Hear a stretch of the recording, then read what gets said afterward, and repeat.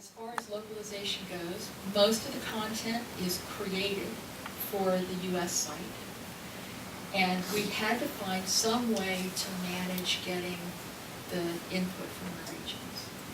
Since we don't have some sort of formal workflow in a sophisticated content management system, then we had to depend on something else. Email wasn't cutting it, it just got lost. So we started using Polldata.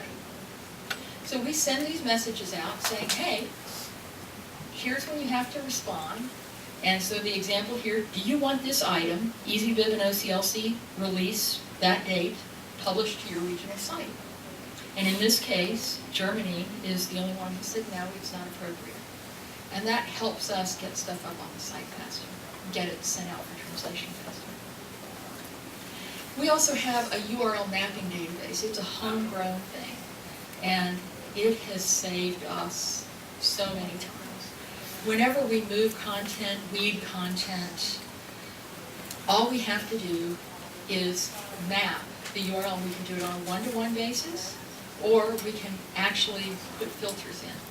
So it's a smart 404. If somebody comes to the site with an old bookmark or an old URL, and before it returns a 404, a script on the server sends it to a database, and it looks in this database to see if that old URL has been mapped to a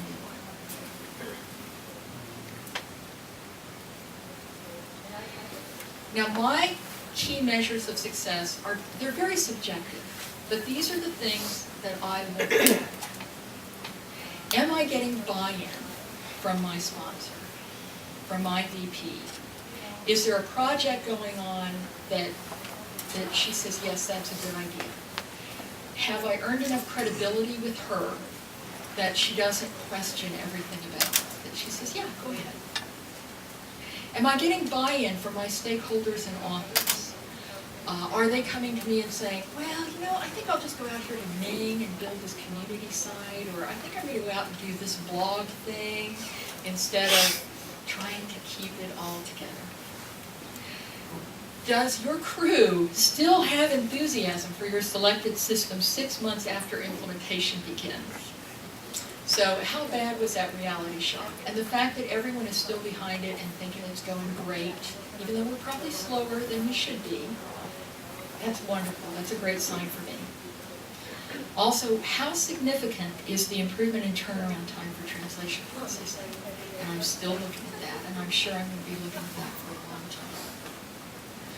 And, of course, what are the audience responses to changes? We do usability testing, not as often as I'd like, but we just recently did some testing on navigation and homepage.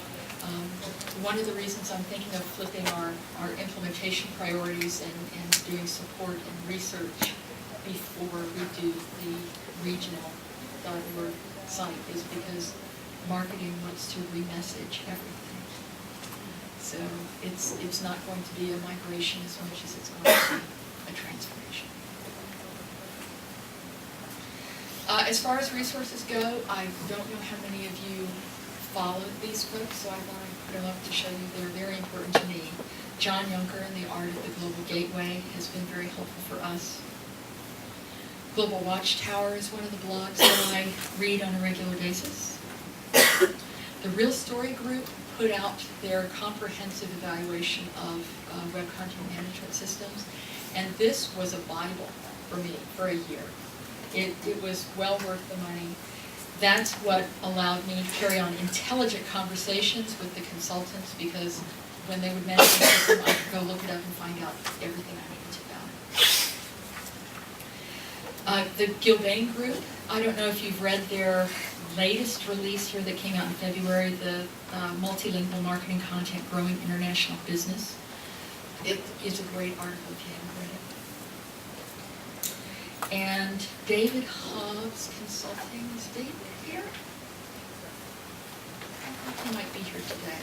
He did this great email series in 10 parts on migration. And it was perfect timing for me. He also has this migration handbook, so you should check that out on Hobbs on Tech. The big thing for me right now is content strategy.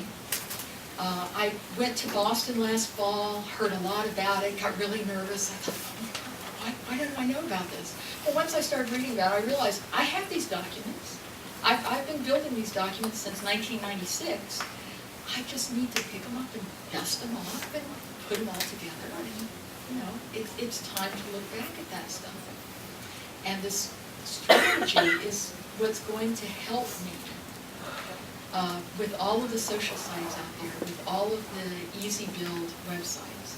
That's what's going to help me tell people, no, you don't need to go somewhere else to build this. You don't need to take your audience away from OCSC.org. Here's their strategy. Here's where we're